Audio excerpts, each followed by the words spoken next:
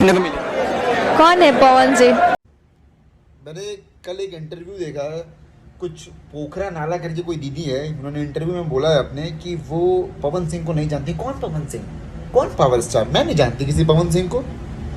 तो दीदी जिनके साथ आपने गाना किया है ना, जिस गाने की वजह से आप लट्टू बनी घूम रही हैं गली गली, तो ये पवन सिंह बाद में है, सबसे पहले मेरे पिता समान है, ये पिता समान है, ये पिता समान है। वो भी उनको अपना बाप मानते हैं, ठीक है।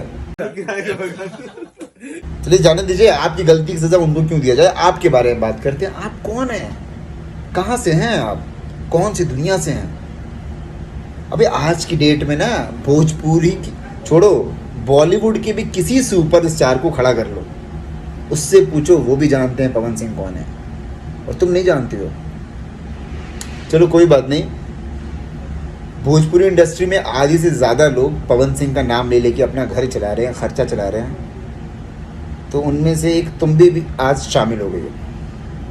तो चलाओ खर्चा, क्या पता इसी इंटरव्यू की वजह से 2-3 गाने और मिल जाएं। अच्छी बात है, नाइस। चल फिर दीदी अभी बच्ची है, बच्ची को माफ किया जाए। छोटी बच्ची हो क्या पोखरा नाला? अपने मकसद में कामयाब हो गई। अरे पवन सिंह को उसकी माई भी जानती है, उसका बाप भी जानता होगा। और जिसका बड़ा भाई खुद में ही एक बड़ा बॉस है, पूरे इंडस्ट्री का बॉस, जिसका नाम पवन सिंह, और मेरे गार्जियन है। छोटा था तब से उनका सिनेमा देख रहा हूँ, तो ऐसे हम उम्र में आज दोनों सेम ही लगते हैं, लेकिन थोड़ा मेरे से बड़े हैं भैया मेरे।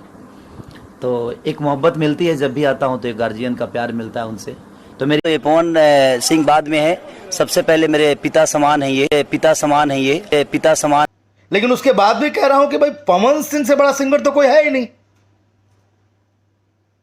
मुझे तो नहीं लगता भोजपुरी में कोई है।